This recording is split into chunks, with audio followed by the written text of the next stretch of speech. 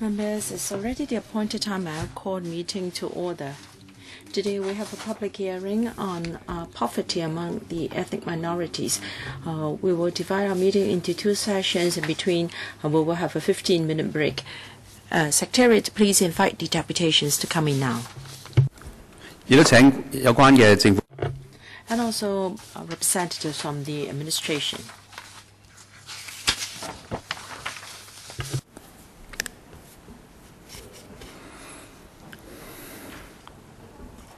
Well,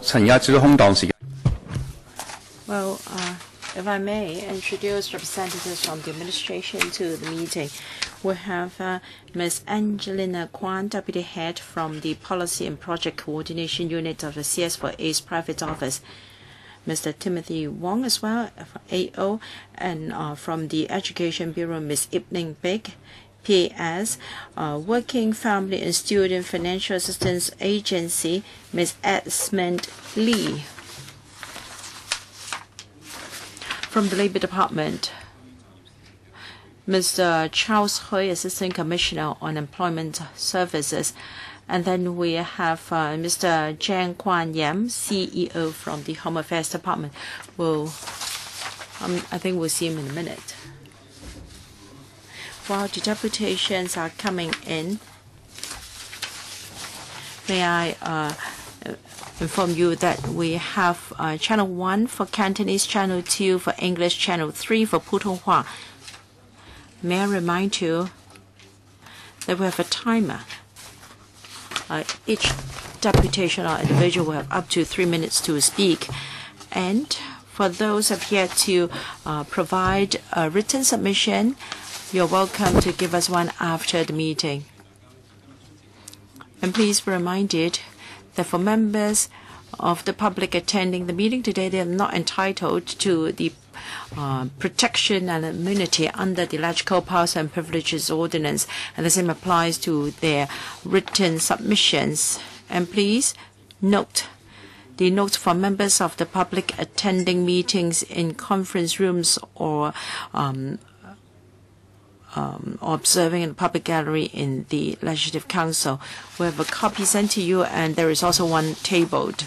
If there are no other issues, shall we get started at once?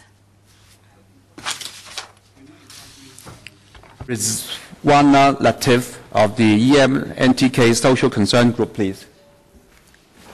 As ethnic minorities face difficulties in livelihood, education, employment, language barrier is the key factors affecting their daily activities as well as upward mobility. South Asian groups, especially Pakistanis, with large families and more dependent children, face greater difficulties in lifting themselves out of poverty even if they had working members. Therefore, households with children saw visibly higher poverty risk among the South Asian household, and the phenomenon of their being among the working poor was also relatively common. To conclude that South Asian groups were the more disadvantaged ethnic minorities groups in Hong Kong, as their household with children saw visibly higher poverty risk.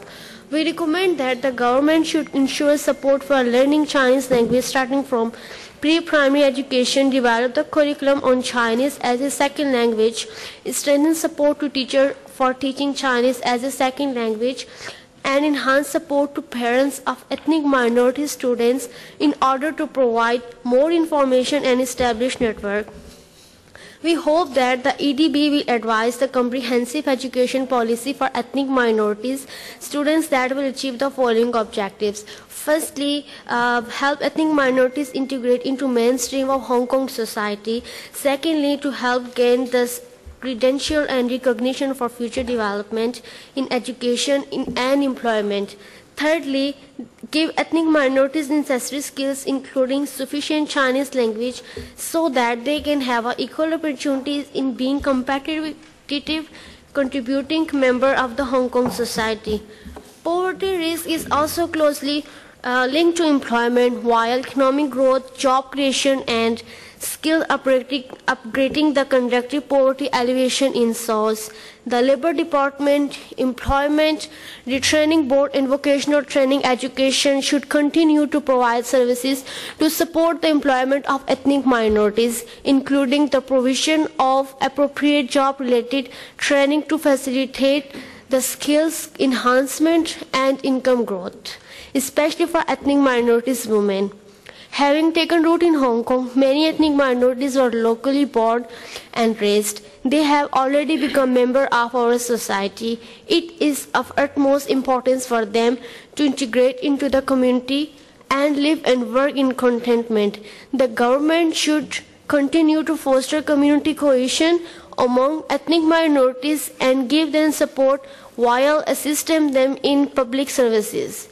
Publicity integrated to ethnic minorities, especially South Asian, will be stepped by the Home Affairs Bureau for the implementation of being effective and fruitful supportive on the public and services. Lastly, I would say that the ethnic minorities person to reduce difficulties in livelihood, employment and education due to language barrier, consequently assist them to social conclusion and upward mobility. Thank you. Thank you, Ms. Latif. 跟住請工黨嘅 Thank you. Ms. Wu Chui-shan from the Labour Party. Good afternoon, Chairman. This afternoon, I'd like to talk about difficulties faced by EMs in employment.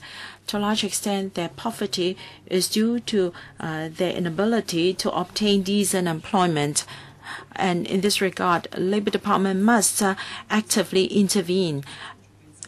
A working group should be set up to assist, actually a branch within the Labour Department should be set up to help them, and there should be EMs employed to become employment officer to understand their culture and their needs and provide the needs they need. When they seek assistance from the Labour Department because of cultural and language differences, they face a lot of challenges.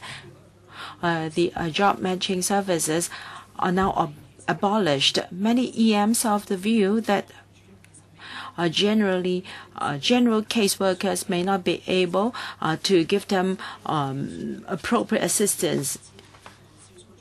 Therefore, we should have a job matching service newly set up to suit the needs of EMs. And education for employers are very important. In particular, we have to help employers who do not understand the habits, lifestyle, and culture of EMs. Sometimes they need interpretation support and to enhance their sensitivity to cultural differences, so as to enhance understanding between the two parties. We lack a systematic system or review or research to understand the employment difficulties faced by EMs. We're not like Canada, where they have research studies to look into the employment, the difficulties of first-time employment of EMs. Many EMs did not receive education in Hong Kong, so we need recognition of their professional qualifications so that they can work within their own field, and they need not be confined to a few sectors in Hong Kong, and many of them are low-paid jobs. This will greatly affect the development of EMs. In our poverty alleviation policy, we lack race sensitivity or ethnic sensitivity. We want to understand or discuss with government officials difficulties faced by EMs. Very often, they blame it on the large families and poor educational qualifications of EMs. They concentrate on the individual factors, but have overlooked the restrictions or limitations they face in the employment market. Pushkana of the committee member of the DAB Ethnic Minorities Committee, please. Ladies and gentlemen, good afternoon. Today I would like to draw your attention towards the problem of poverty in ethnic minorities. As the survey shows that in Hong Kong, situation of ethnic minorities is worse than the other public, especially for some groups living under the poverty line because of the big families with more children, and men have to work day and night to run their families, as this takes away their family life. The low income of these ethnic minority groups has its roots at the start of their life in Hong Kong. This poor start continues in life with poor results in school due to lack of Chinese proficiency, and then continues with discrimination in job market.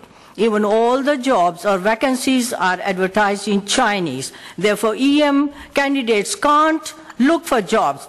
Most companies in Hong Kong require Chinese proficiency. This despite the fact that many Westerners work here without knowing the Chinese language and the Chinese without knowing English. Inability to get into a wide spectrum of jobs in Hong Kong could be due to the poorer education levels of the EM group, inherent bias, or just plain old discrimination. It is ironic that some jobs where they have to deal with ethnic minorities hire Chinese only, whereas they need some ethnic officers in the office. Job posters in Hong Kong need to take a harder look at language requirements and should consider loosening them if it makes sense. Both the government and the private sector need to start embracing and including all communities in Hong Kong. To EM community, Hong Kong is home. Yet this marginalization manifests itself in financial and social inclusion. Furthermore, due to language constraint, they are unaware of the availability, benefits, or facilities they can access. To be truly called a world city, Hong Kong needs to stem the marginalization of its ethnic minority community.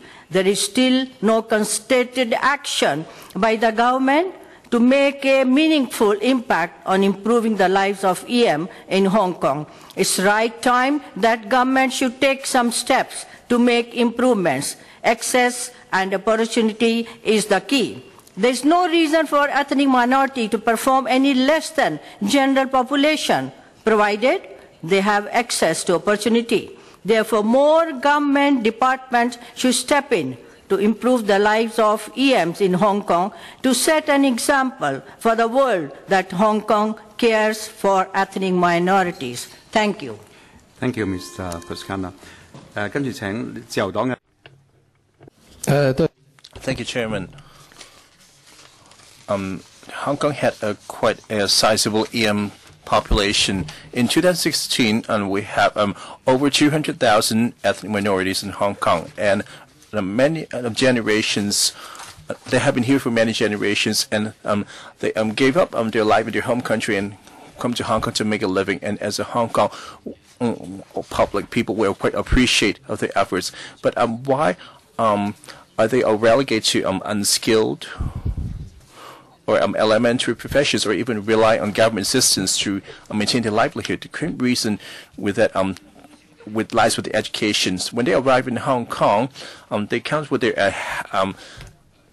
religion and cultural backgrounds, and so when they come in clans or in big groups, and they will be relying on a tiny amount of subsidies to sustain their livelihood. So maybe in 2014 and 15, they have devoted 200 million to develop the Chinese second language curriculum framework to help to enhance their Chinese proficiency. However, many of the EM friends have told me that the framework seems to be relevant. They lack the teaching materials, and as well the public exams seems to be out of touch. And it seems to be and tie in with the situation. And when they reach for senior secondary school, they don't even know any basic Chinese, because they only listen to Chinese but not speaking it at school. They still hang out with their friends and talk to the same group of people in Chinese. There's no exposure to Chinese culture in their daily lives. So how could they get to exposed to Chinese? The Liberal Party suggests the government should devote more resources to help the younger generation of EMs to learn more Chinese. So how could this be done? To just start with their religion, start with the ethnic group leaders, and help the social workers to hire more of them, to invite the ethnic leaders to participate,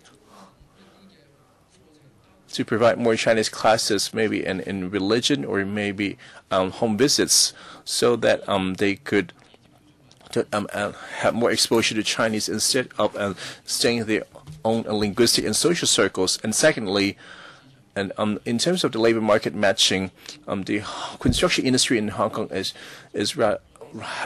a labor shortage, and the Labour Party have been hoping that more labor could be imported. And now the EMs is actually quite suitable to fill the shortfall in the construction industry.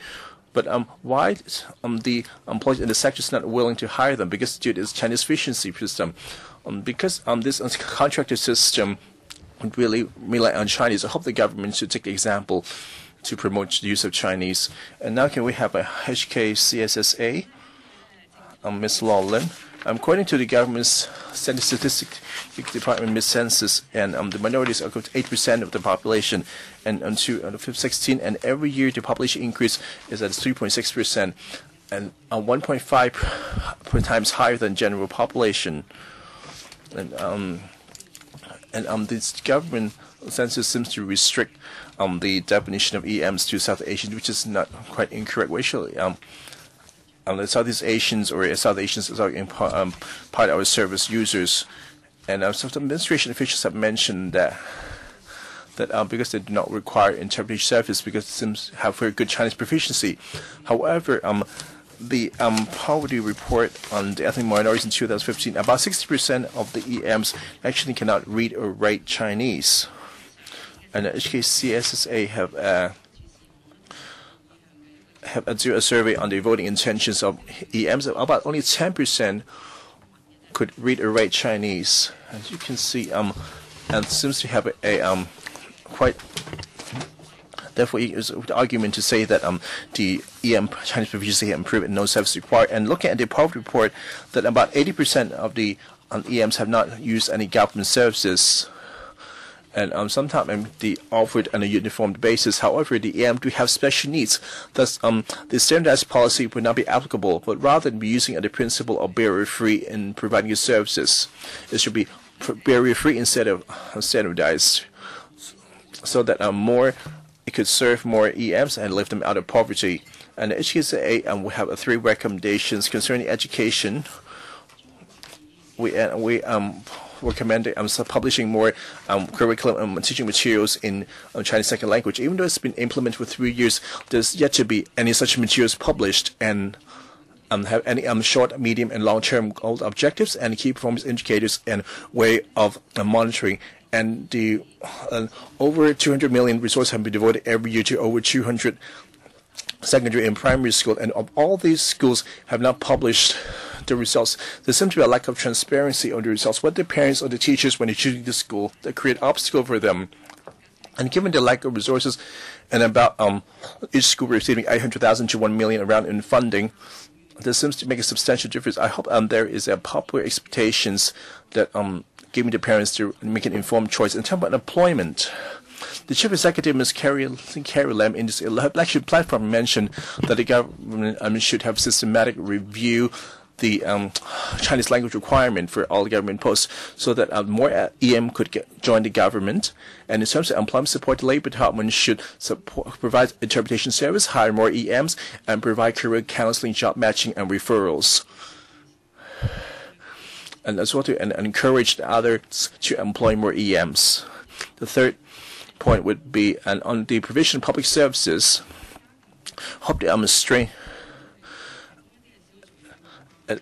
to heighten the sensitivity of public officials towards ethnic minorities and promote comprehensive service and having a systematic procedure in place, as well as to collect the data on the satisfaction of the use services by EMs. Would I invite Ms. Mabina Limbo? Hi. Since 2015 till the present, Cleaning Worker Union has made number of aging ethnic minorities from Nepal and Thailand. According to the statistical data, ethnic minority population is increasing, such as South Asian population increased to 76,000. Over 32% of them are non-skilled workers. Majority are Pakistani and Nepalese. In Hong Kong, EM working in subcontract cleaning company known as grassroots workers and is most entitled with low socio-economic status. EM coming to settle in Hong Kong can only engage in lower skills job such as cleaning job, as they struggle with the Chinese language. Thus they are urged to work where they also struggle with the low salary. As to the median monthly employment earnings, the median wage is Hong Kong dollar 10,000 for EM cleaner, which is lower than the medium wage compared with the Hong Kong dollar 12,000 for all workforces in Hong Kong. Hence, the earnings are not sufficient to support their families and support their living. Usually, they take 2 jobs or overtime work, and they reduce the daily food to save money for the children. Based on the poverty situation report on ethnic minorities 2014, the report showed that among the other EM, Nepali had a poverty rate of 13.6%. The poverty rate of EM family is being underestimated. They are facing many injustice situation and narrow development path. Reflecting from the data of statistics, the government has not provided effective service for the mid-aged EM workers. With no doubt, the disadvantage will pass on the next generation if no policy assists to change the situation, and thus intergenerational poverty will occur. To recommend on the policy, statutory minimum wage should be reviewed every year, because the minimum wage is not updated to the food price. Standard working hour need to be legislated, since long working hour workers don't have time for their family. Since the common language of Hong Kong is English and Chinese for mid-aged EM workers, there are not enough language translators in hospital service, housing department, etc. Also not enough support in social service. Example, no enough ERB course for mid-aged Nepalese. Lastly, universal pension scheme is required to protect the EM workers and their young generation. Thank you so much. Thank you, Ms. Limbu.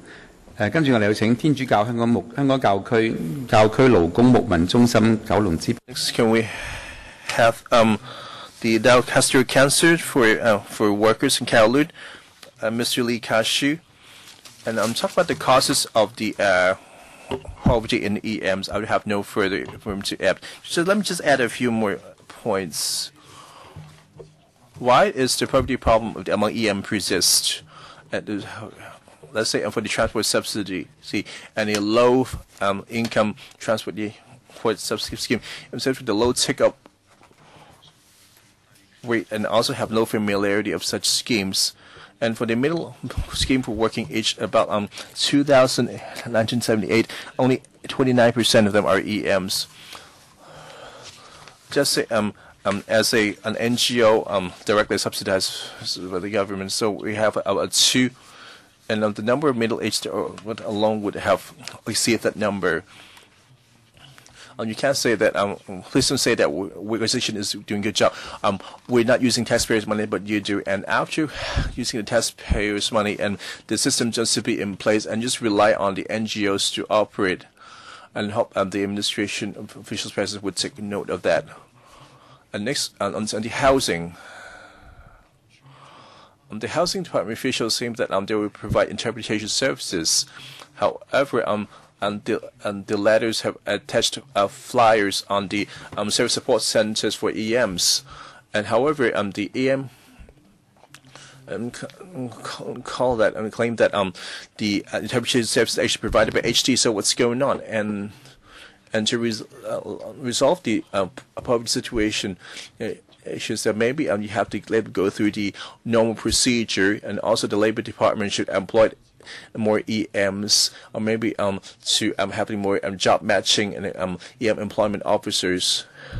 And for the interpreter services, the different departments which need to drop their old mentality. So if you can speak Cantonese, so I could just keep on speaking English, Cantonese or Chinese, because they're probably not as fluent as you think.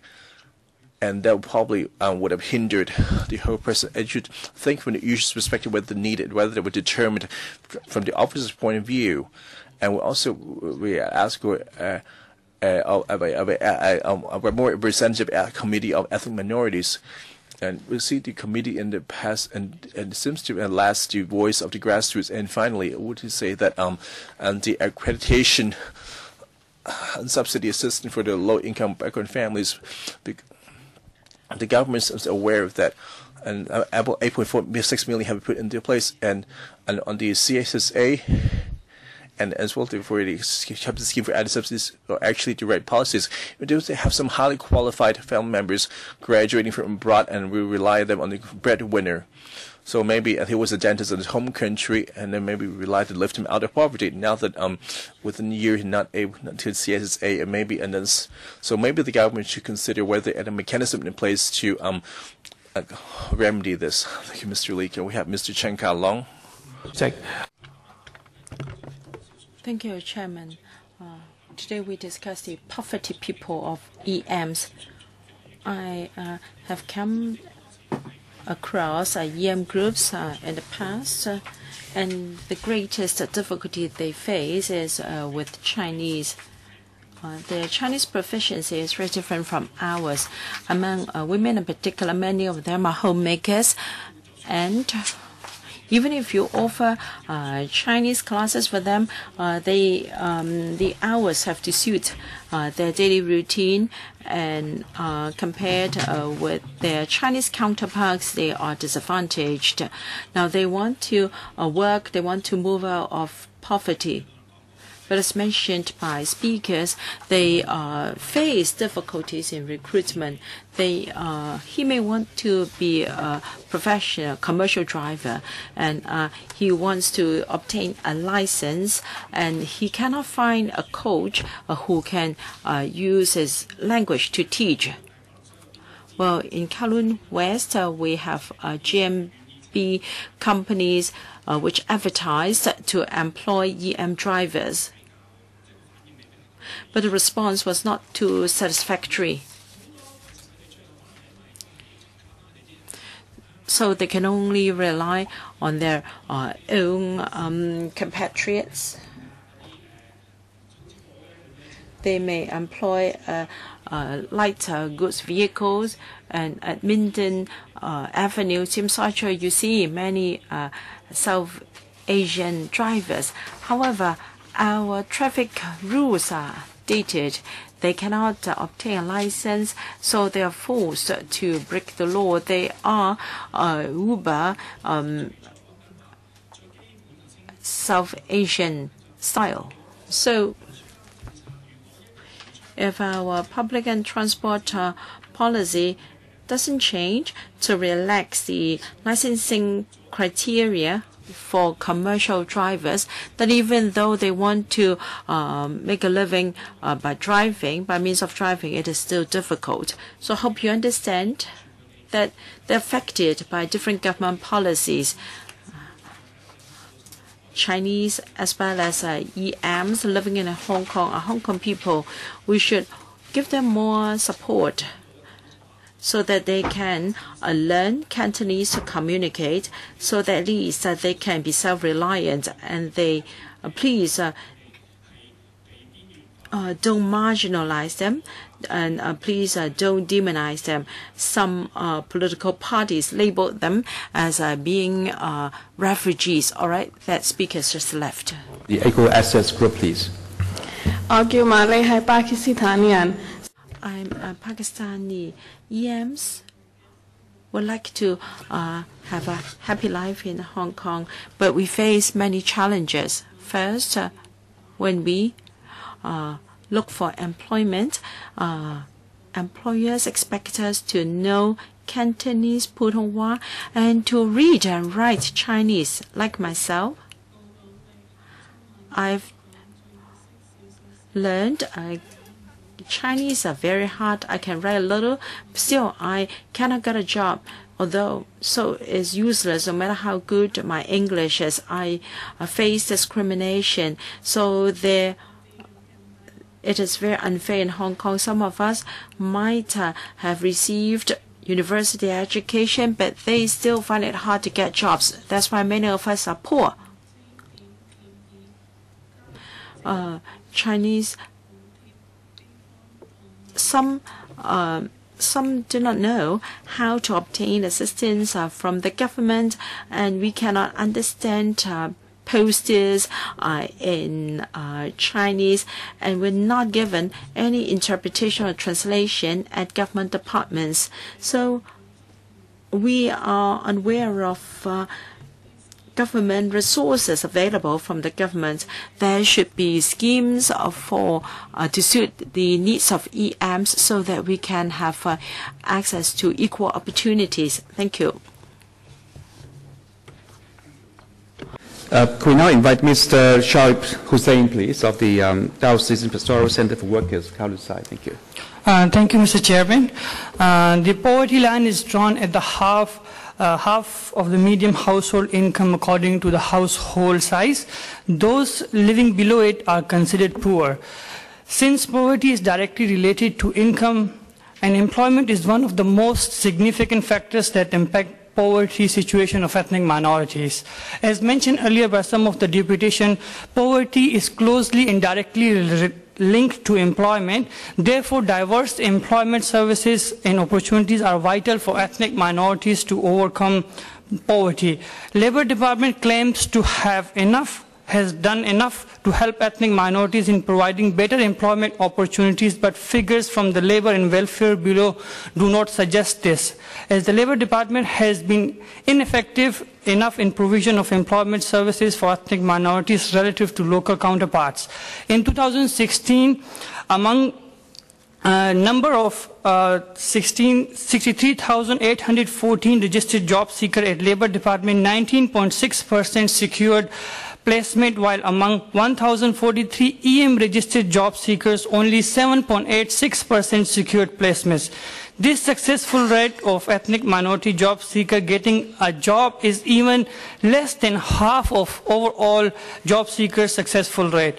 Moreover, in 2016, there were 2,978 placements secured under the placement program for middle-aged, of which only 29 or 0.97% EM involved. These figures clearly indicate ineffectiveness of Labor Department in provision of employment service relatively to local counterparts in general population.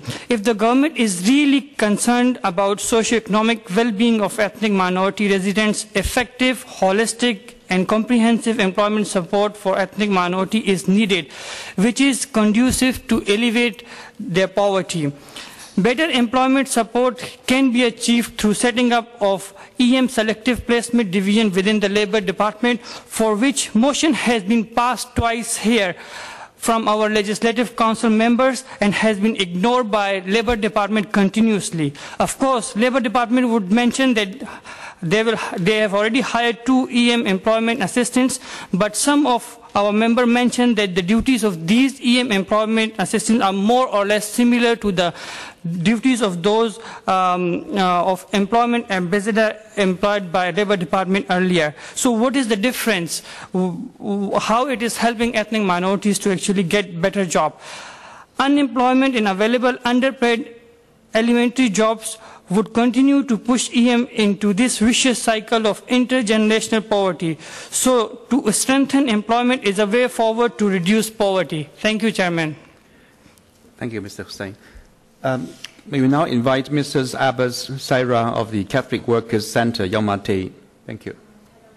Good afternoon. Actually, I want to focus on ethnic minorities' equal access to different government departments and also public services, as it is very important in order to solve generational poverty problem of ethnic minorities. In our previous experience with several ethnic minorities, we find that it was really difficult to access to student finance assistance scheme, public housing, community care fund, work incentive, transport subsidy scheme, food bank, low-income working family allowance, and other poverty relieving measures. They were not informed about these schemes and measures because of not having any or not enough promotion in their languages, or the process was quite complicated and they cannot access to these services. Language barrier is one of the biggest reason for inaccessibility. Why we always insist on interpretation service, because it is the only way to solve the language problem, because it is very difficult for ethnic minorities to learn Chinese, and it becomes more difficult for those housewives mostly staying at home and busy in taking care of their families. Even they learn little English or Chinese, but it is not enough at all for understanding policies and poverty measures, or it cannot help them to fill up the form and go through the complicated process. Hong Kong government already funded NGOs for providing interpretation services, so it should be used. Frontline staff should have proper training in dealing ethnic minorities who are also important part of society. Experience showed that mostly staff is not aware of interpretation service, or they don't know how to use it. The checklist of mayors of public housing and social welfare department stated that interpretation service will be arranged whenever necessary, but actually frontline staff always try to avoid it by saying that they do not know that how to use it or what will be the procedures. If the client can speak just little English or Chinese, they think that it is enough for communication, but actually it is not. So many misconceptions happens because of this. The guideline of Victorian government on providing interpretation service, it states clearly which question they should ask to assess the client's language proficiency, as well as the genuine needs of interpretation service, even if the clients refused interpretation at the very beginning. The government should have no excuse to refuse to do so if we find that the frontline staff did not proactively provide interpretation for those who have communication problem. There should be direct hotlines to reach officers through chair interpretation service, because present hotlines seems to be quite complicated. And not only applicants, but also when the officer want to communicate with the applicants, they should also contact applicants through chair interpretation service. It could reduce the chances of misunderstanding or wrong message delivery. In our past experience, especially for WITS, many applicants, when they receive call from Labor Department regarding their application, they cannot communicate well. Maybe they do not know English and Chinese, or even they know the language, but they are not fluent enough. So what happened in many cases that the application is cancelled because of this miscommunication. Thank you very much. Thank you, Mrs. Sarah. Could we now invite Mr. Abdul Ghaffar Khan, please? 主席你好。 Good afternoon, Chairman. First of all, I'd like to know whether there were only 2 or 3 members in this subcommittee. When I came here, I only saw 2 members, and now we have 1 more added. I find it strange. If members are not interested, are they simply not interested, or are they bored? They found it too tedious? Well, I don't want to spend your speaking time, but you have to understand that there are a number of meetings going on, and some members may be listening in their offices, so I hope you don't mind. Well, I do. All right, doesn't matter. Another question is, I'd like to know whether the administration is going to respond to our comments, because every time we come here, it's like talking to a wall if they don't respond. Last time, the officials said that they had no reply for us, and that would make our submissions pointless. Anyway, I hope Mrs. Carrie Lam can encourage us officials to engage in a dialogue with us more often, and that there will be new policies. Now, poverty among EMs and South Asians are particularly serious. What is the root of the problem? Is the government unaware of it? Of course not. I don't think it's possible after 20 years. Another problem is they like to say that their education is poor. But what's wrong? Isn't it the government's making some KGs are still rejecting EM kits, and I think that is the cause of the problem. You may say that they do not have enough language skills or communication skills. This is just an excuse. If you look at other countries in the US and in the UK, just at their airports, you see EM employees at immigration counters, at retail outlets, and Hong Kong is a strange place. You only see Chinese faces at our airport and no other races. Is that they are not suitable for jobs in Hong Kong, or have they been labeled by the government that they can only take up construction workers' jobs? The government has taken the lead to ask employers not to employ EMs, including South Asians. Some political parties, politicians like to call us or like to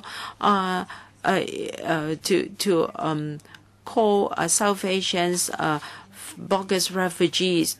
Can they tell the difference? If they don't, then how can they be qualified to be legislators? This is all I want to say.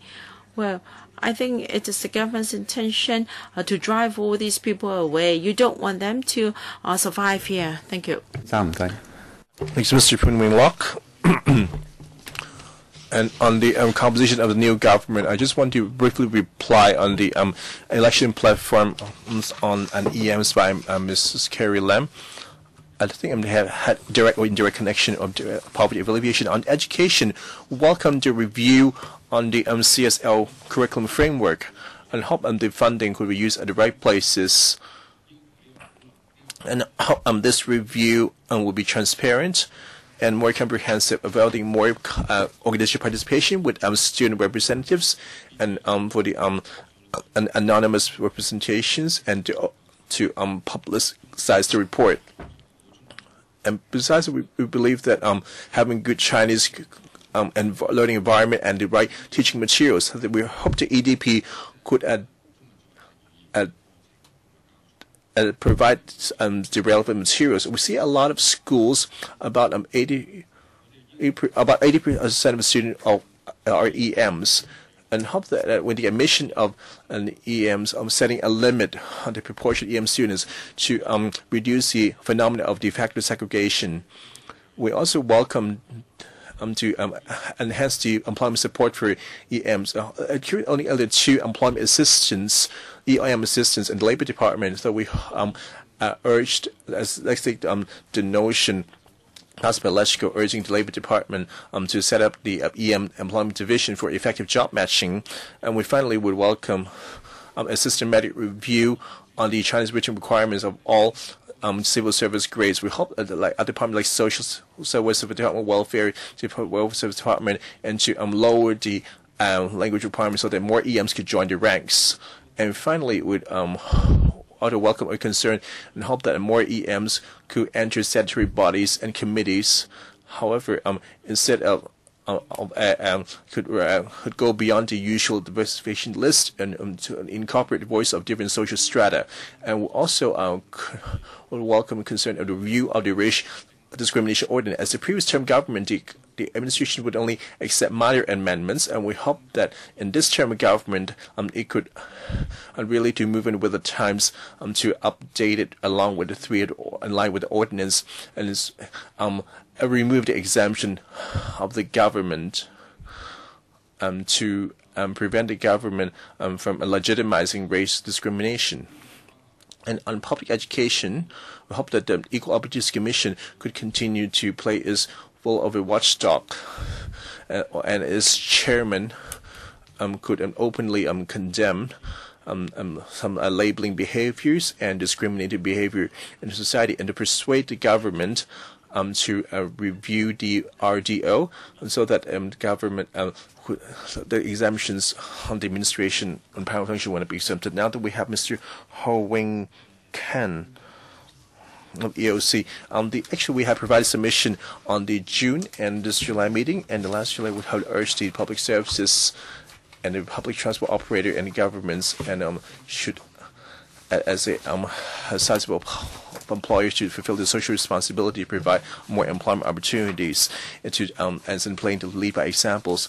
First of all, as to review their employment criteria, especially on language requirement, especially to introduce on-the-job Chinese training and English support, and helping the EMs to fulfill the requirements and to discharge the duties and to possess the right techniques. And the subcommittee on affairs on the passed a motion in June whether the EDB that to present our clear deputations to monitor the ECL curriculum framework, as well as to for the transparent and to propose enhancement recommendations and provide uniform as suitable curriculums and guidelines, as to collect and to disclose the EM student in the schools for this study, and to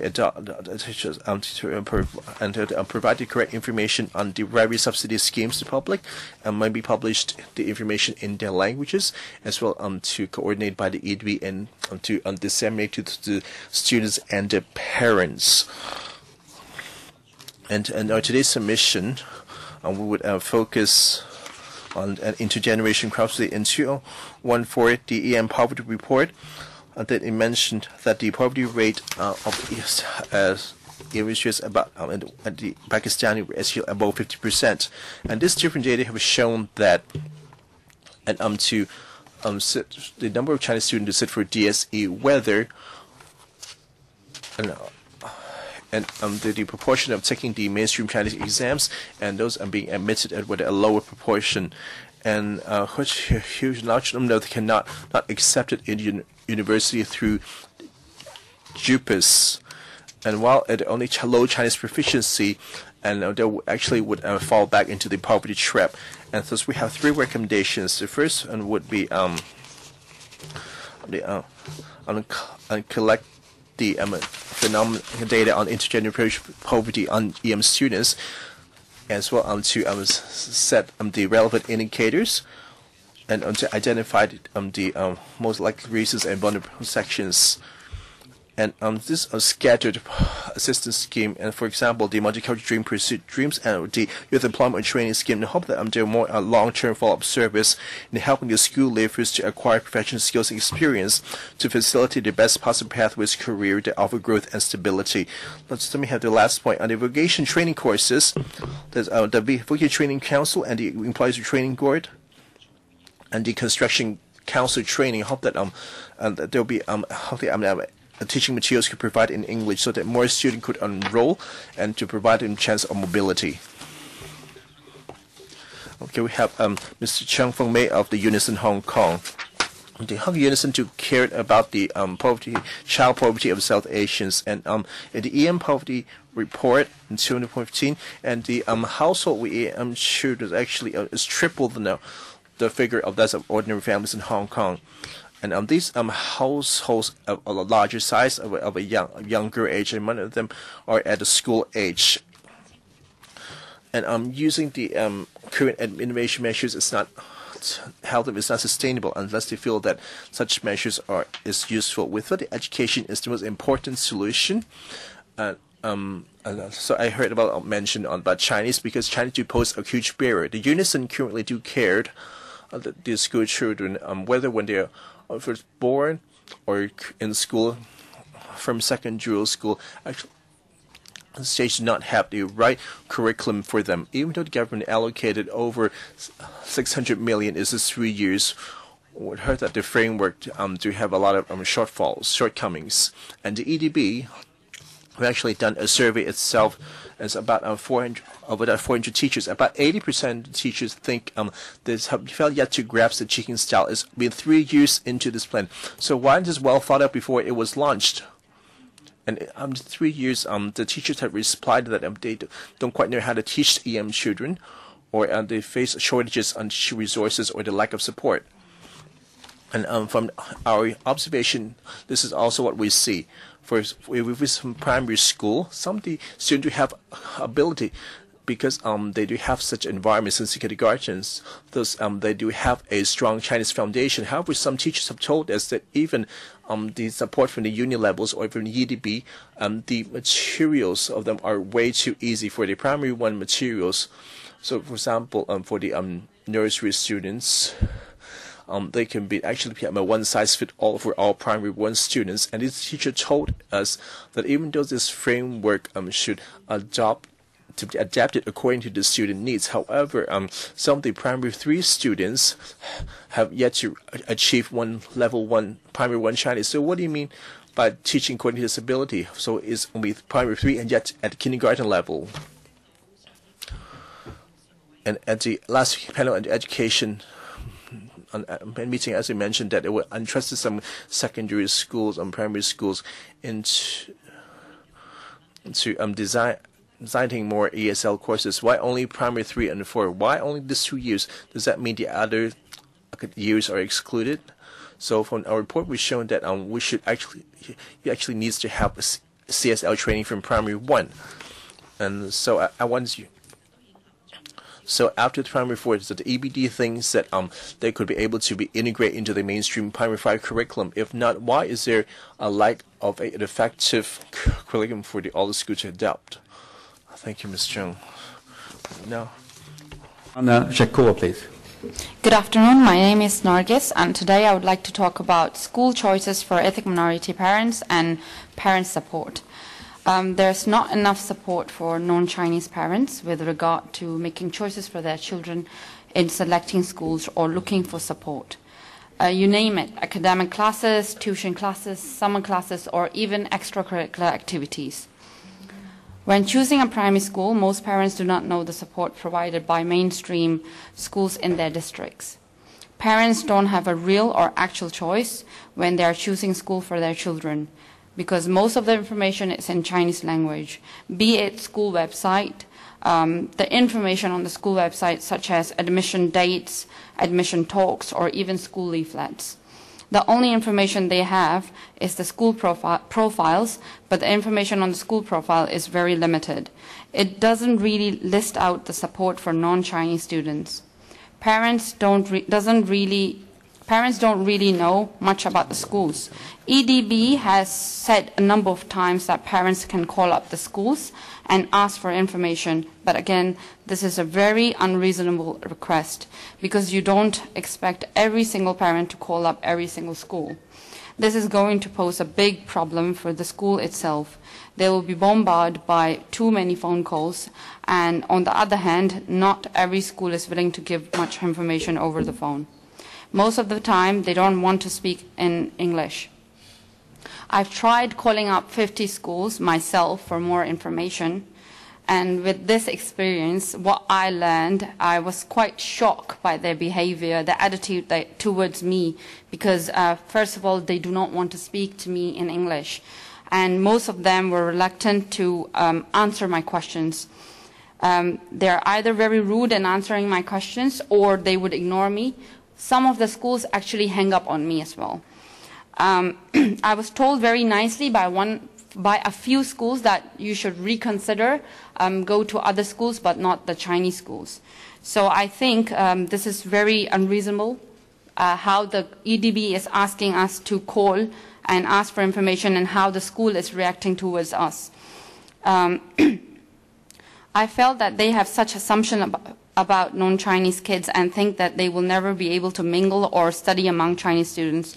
I feel that non-Chinese kids are being looked down on by school. It seems like there's no use trying to find information or studying with the mainstream students. If it was any other parent, they would never want to put their children in these schools where such attitude is. They face discouraging attitude from mainstream schools. Some schools even tell them to go elsewhere to study, and because of this, parents end up putting their children in formal designated schools. One last point. Sure, go ahead, please. If the attitude over the phone is this bad, any parent will seriously be worried, and they would never let their children study in these type of schools. The fear of your child getting bullied is because how the school is acting towards us, and the fear and the worry of the ethnic minority parents are quite serious. So I would like to ask the question, can the administration tell us what they are going to do to help the parents and the children? Thank you. Good. Thank you, Ms. Shakur. We now invite Ms. Peo Biswas, please. Thank you, Mr. Chairman. I'm here to talk about parents' role in education. I think everyone agrees that parents' role in education is indispensable, and EM parents are no different. Every parent I meet care about the education of the child, but EM parents face various challenges when they want to get involved. To begin with, the parents are not aware about the education system in Hong Kong, especially when it comes to choosing schools. They want to choose a good school for the children, but due to language barrier, they cannot find much resources or information about mainstream schools. The government must bear in mind that many EM parents are not proficient in English or Chinese. Many parents have low education background. Hence, they do not know how to look for information on the internet or even fill in online application forms. Since parents don't know Chinese, it is very difficult for them to judge whether the children are good in Chinese. Sometimes they feel that since the child got 80% in Chinese exam, it means that the child is good in Chinese. But the child is studying with an easier curriculum and the proficiency is not good. So there is no support for parents to understand this. Parents want to help the children in their studies, but because of language barrier, they are unable to do so. They heavily rely on tutorial services provided by the schools and the NGOs. These classes help students to complete homework only. These classes are not to supplement the Chinese learning. Most parents do not want their children to learn a lower level of Chinese. They want their children to learn adequate Chinese for them to integrate into society and for them to get a job which is according to their qualifications. Government should address these problems faced by EM parents. More comprehensive school information should be provided to help facilitate school choice. Teachers and school staff should have mandatory cultural sensitivity training which will help them to communicate well with EM parents. And there should be more transparency on the support measures which schools provide for EM parents. This should be listed in the school profiles. Thank you. Thank you, Ms. Biswas.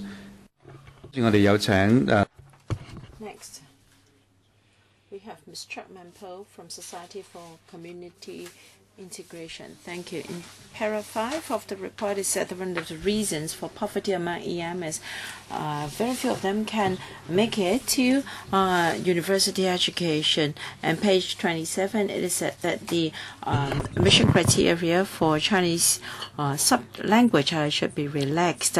For non-JUPA students, they can use GCSE to attain the standard. And we'll talk about Chinese standard at P1 and P2. We've seen EM new arrivals, they spend 2 years and then they can get to A star. And you can see how low the threshold is. In a university, many subjects are taught in English, so it's okay for them to complete a post-secondary education. But then because of their Chinese proficiency, they cannot get jobs upon graduation. People may say that English is one of the official languages in Hong Kong, so if you're proficient in it, you can be employed, whereas the reality is not true. In 2016, we did a study and we called up 1,000 odd jobs, and all of them required communication skills in Chinese and Cantonese. For some of them, although that is not required, only 12 of them really did not require Chinese communication skills. So the government should not just relax the admission criteria for Chinese subject, Chinese language. The government should attach more significance to education of Chinese to local born EMs so that they can attain a certain degree of Chinese proficiency after 12 years of basic education. And for those EM that are grown up, they may not be able to attain S6 level in Chinese language. They may not be able to read and write, but they're okay in speaking and listening to Chinese. So when it comes to education requirements on Chinese, there should be more flexibility. The LD should advise employers on making the Chinese skills requirement more explicit. For instance, for some jobs, even though you cannot read and write Chinese, if you can understand and speak it, that's good enough. The government, being the largest employer in Hong Kong, should take the lead to employ EMs. For instance, they can review the requirements on Chinese proficiency for all ranks and grades, for instance, for the police, for ambulance services, FSDs, and so forth. They may employ 1 or 2 EMs in each grade, but we have such a big population in Hong Kong. How come only a couple of them got employed by the government? Thank you. Ms. Chuk. Any response from the administration after listening to the deputations? Thank you, Chairman. We're pleased that the subcommittee has arranged so many representatives from EMs to share with us the challenges they face in work, in education, and other aspects. The subject of this meeting is poverty among the EMs. We've submitted documents for this in the last meeting, and we have given our analysis of the problem. We serve the Poverty Commission, which is concerned about poverty among EMs. So there are regular analysis, and we understand that EM is a needy group, and there is a task force set up to serve this group, and we have done some analysis of poverty among EMs. Before we had the poverty line, we relied on the population census or population by census. There we may not be able to focus on the situation of EMs. In 2014, we set up the poverty line, and after that, we did a study of EM households with children. We did a thematic study. And then in 2016, we had, we're still waiting for statistics from the population by census conducted in 2016 so that we can understand whether there is any improvement of poverty situation of EMs in various aspects. The deputations have reflected to us some of the causes they regard as they consider important to EMs, and we have shared with many of them. To address intergenerational poverty, we have to focus on education and employment. The Special Task Force under the Poverty Commission has studied this a number of times, and a few studies have been conducted. Chinese as an important area. We understand, therefore, a local bond it's important that you know Chinese, and therefore a new framework was set up. We have provided teaching materials and resources to schools and students. Of course, you are concerned about the effectiveness.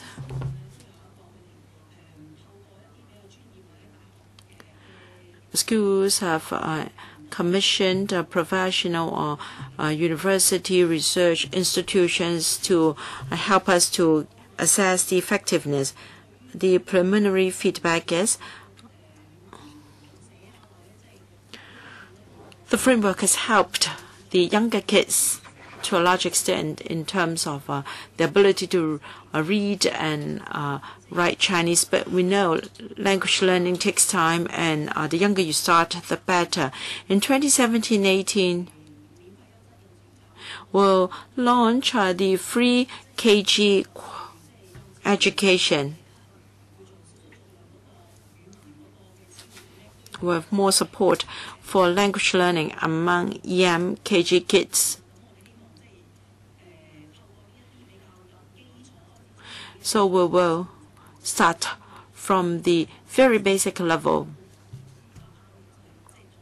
You've been very correct in highlighting to us the need of the local-born EMs. We would like to intervene right from the start of the education so as to help their integration and also further employment.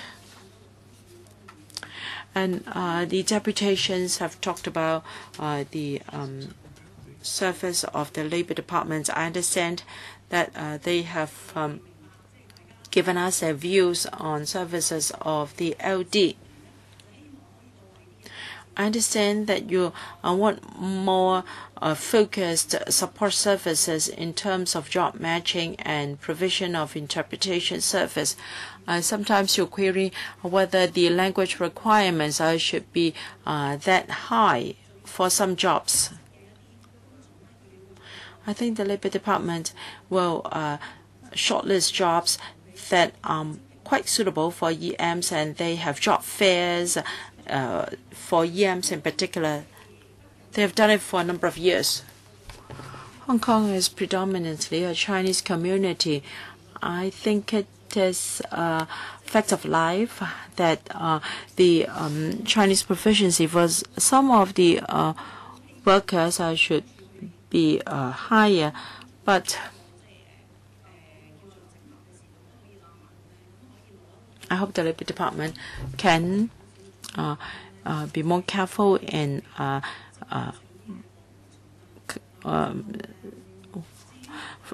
compiling the job requirements, so on and so forth. And for interpretation, there are services available for EMs.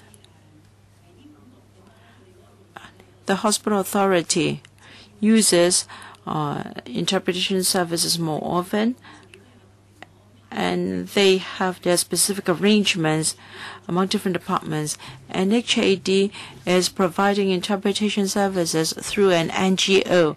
Yes, we have heard your comments, and we understand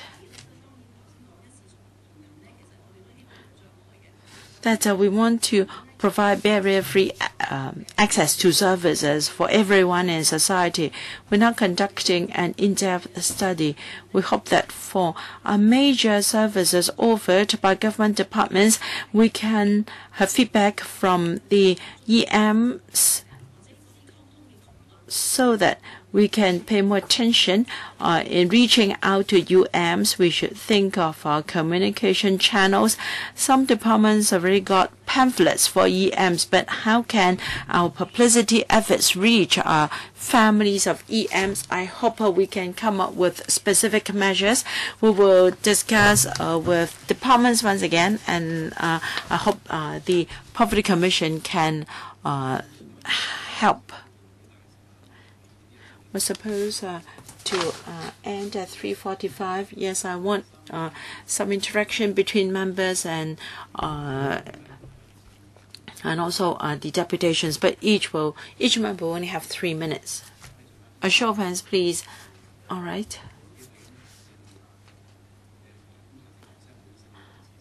I have to apologize to members of the public watching our live broadcast. Dr. Zhang Laiwan. The DAB is very concerned about the language ability of EMs. We have been trying to secure support for learning Chinese from the government for EMs, but I think it may take some time before the effect can be visible.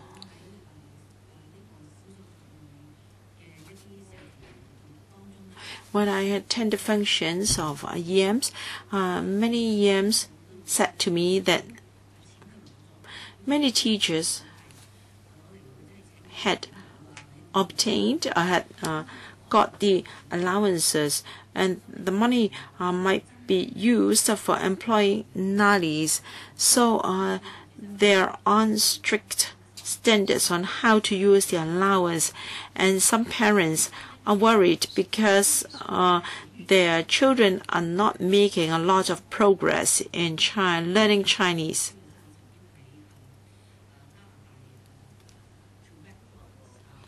I once studied in Quebec of Canada,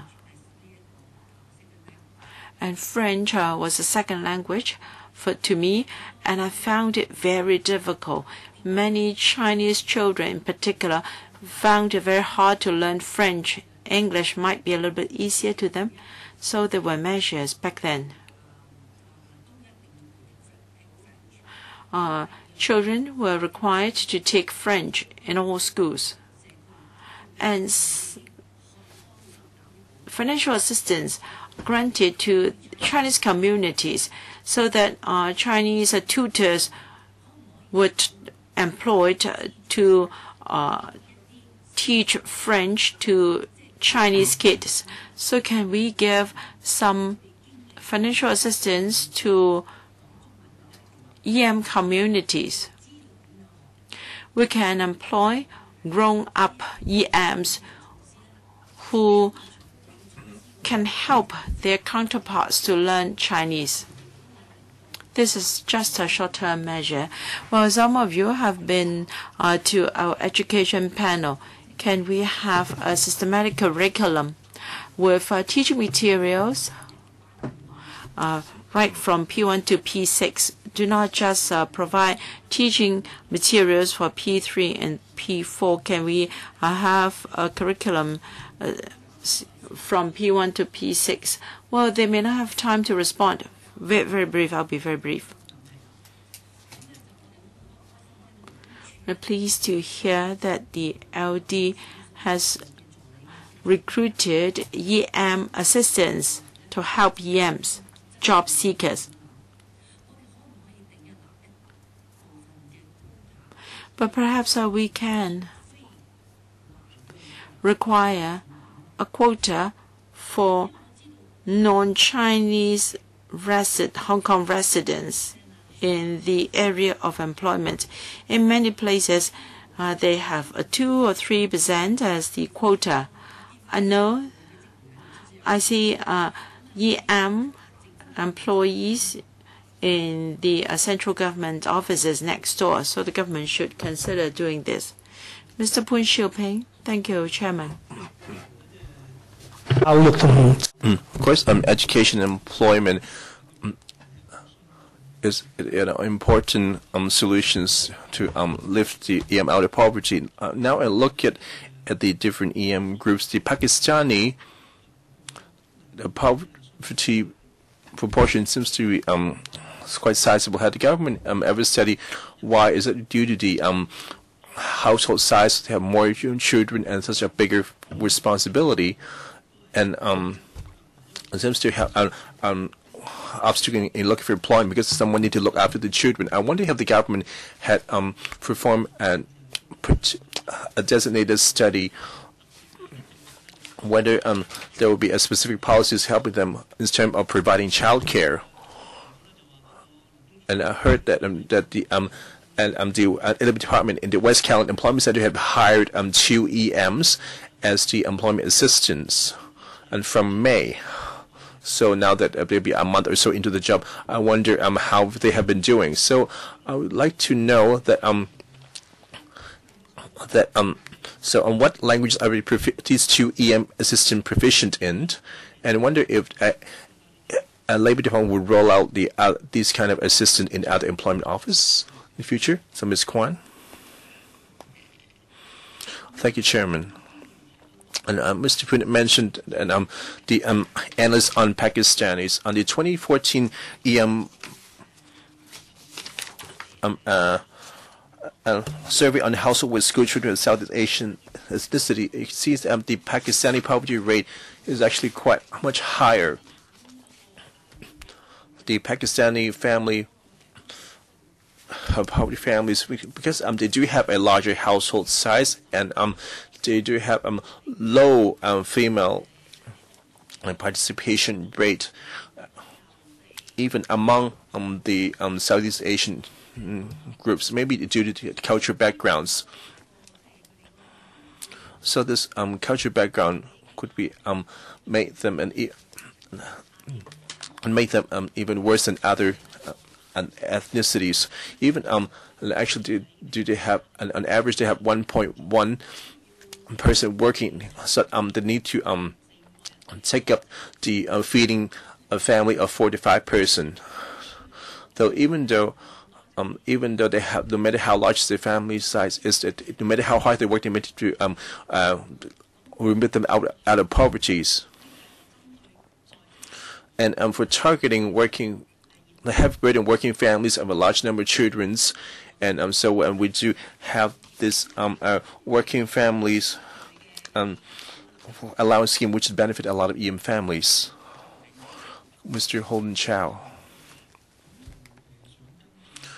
I'd like to follow up on the Chinese as second language learning. And in the past, at this panel, and different colleagues or those attended have stressed that besides learning support, would you also have demands for a uniform curriculum? And what the EDB from our experience have reiterated, and not that we don't have guidelines, we actually do have ways of dealing with that.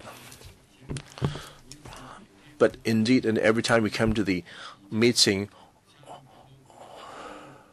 and our colleagues have told us, and now it looks like the guidelines are not enough. Maybe they are hoping a more uniform, standardized curriculum to support the teachers. Because if the teachers do not have the support, and so that would compromise the technique on teaching Chinese as a second language. And so when these EM children, when they grow up, their education will also be affected. So in this area, I hope that with the new term of government, I hope the EDB could consider whether they would provide a uniform standards and curriculum, especially that would support the teachers. And today, a lot of deputations mentioned the issue of employment. In the past, our panel have discussed this many times, and some of the departments, including disciplined forces, they would try to, as far as practical, they would relax the Chinese language requirement, hoping to attract EM talents. But it seems that does not probably go far enough to address the employment problem and the poverty problem. So I do have 2 points to suggest to make on the and Ms. Chang's suggestion of reserving percentage quota for EMs, at least to encourage the enterprise companies to employ a certain percentage of EMs. This is the first suggestion. Another one would be that to encourage the company to hire EMs, if they attain certain goals or objectives, or telling people, so probably with that done in a short day or less than hiring one, but rather over a sustained period of time. These companies, would you consider that giving a quality label and informing others that they do take up the commitment of social responsibility, also promoting community inclusion? This would give recognition to the companies that would also help the ethnic minorities as well. This is my opinion. So I would like deputations to respond later. So can we have Ms. Mo? Well, it's very ironic that the construction industry always complain of a shortage of workers, so we need to import them. But now a lot of South Asians, especially the younger generations, are unemployed. I hope that for the EU, I see the AOC suggestion being very practical. I see that the BTC councils on the construction, maybe we have a Chinese teaching courses. I have a Nepali young people coming up to me complaining that that when they're coming out with cement work, but materials entirely in Chinese, they simply lost track what's going on. Please don't just leave after hearing all this. Of course, for the representing the CE office, that seems to be very inaccurate. That's not what I mean. Maybe the government representatives or the data provided by them are only focused on the good side, So only focus on the Chinese learning. So we have Ms. Chung from Unison, and we have the Society for Community Integration, Ms. Chuck. They have been saying that now that the CSI framework is just too simple. So you actually get an A star on GCSE, and yet we're able to get a job. This primary 1 or 2 level Chinese is meaningless to their future. So the guys are simply talking different languages. So it seems you claim to be effective, and you claim that language acquisition is a lifetime effort, and it takes time to see results. You can't say this. It's already spent 600 million 3 years into the plan, and now we don't see that as working. So please, this is my second point, and hope that the government could respond Mr. Khan's allegation that not only political parties, however, the government itself just label the South Asians as fake refugees, whether they mean it or not. In fact, we have professional social workers of EMs that in Sim Sa Tsui, they would actually intercept the police and asking for his reconnaissance papers. So the political parties, whether they mean it or not, have equate the Southeast and EMs as fake refugees. However, for the government, can you please respond to this? Can you respond to Mr. Khan?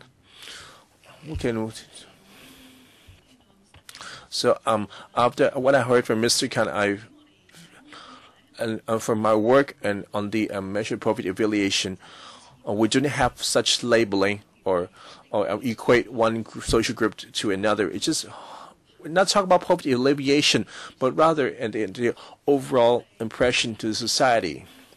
From our work portfolio, we never do this due to its time constraints, or maybe he'll respond altogether at the end. Can we have Mr. Chu Hoi Dick? I have 3 simple questions. That was because the Chief Secretary's office representative is here. I heard a lot of deputations about the lack of information, even because they're not aware of the various subsidy schemes in place. And when they first arrive in Hong Kong, the first department to encounter will be the Immigration Department. Can the Immigration Department ensure that the booklet service guide published by Home Affairs Bureau, that it could ensure that all incoming EMs, whether they're staying here for a long time or not, they will be holding a copy when they leave the airport. So on the interpretation, this panel have said time and again that each department would need to have put thought into how the interpretation can the Chief's administration could think about playing a coordinating role on setting up an office on medical to housing on social welfare. They could sort it out once and for all. And the third question will be on education. I'd like to ask Ms. Yip on the deputation number 8, and Mr. Shakud mentioned that as a parent, she had to proactively call every school to see whether their children would be accepted instead of being held by the EGB. Why this happening? These 3 questions. Can Ms. Yip answer the 3 questions? Maybe the other 2 is more of an opinion. Thank you, Chairman. To answer briefly on the school selection by parents for the non-Chinese students, in our school profile, we have asked the school to provide the English version of their profiles, and every year they need to enhance their contents. And more recently, we have discussed with schools, and the schools are actually quite eager to assist EM school parents. So in their school profiles, they would provide more information in hoping to help parents to, besides seeing the information provided to school, to actually to understand. Just sorry, one thing. Because they're a disadvantaged group, they're hoping the government or the EDB to help them instead of the school providing individual assistance or individual information. They hope that it could be done by EDB. Is any proactive assistance to be offered to them? And on the school selection, every year we do have a school selection briefings, and this briefing would provide simultaneous interpretation of these briefings. Can you please respond to the providing of guides at immigration or a standardized interpretation service? Okay, we have Mr. Chang of HAD. Currently, the HAD Home Affairs Department published a guide living in Hong Kong, published in English in 6 EM languages. And every publication would ask different departments to update their respective information, and inside there will be information on the provision of public services, and this guide will be distributed at the immigration counter at the airport. Recently, we worked with the immigration department to stock these to be distributed at these offices. And on a standardized information service, we would look at this suggestion because I've heard of such a suggestion through other channels. So maybe we'll discuss with departments after studying, because we don't want So maybe we should stop at that and have another round of deputations. And thank you for all those present. And some of them actually right on top to extend the period of work of this committee. You actually got what you want. Thank you very much for attending.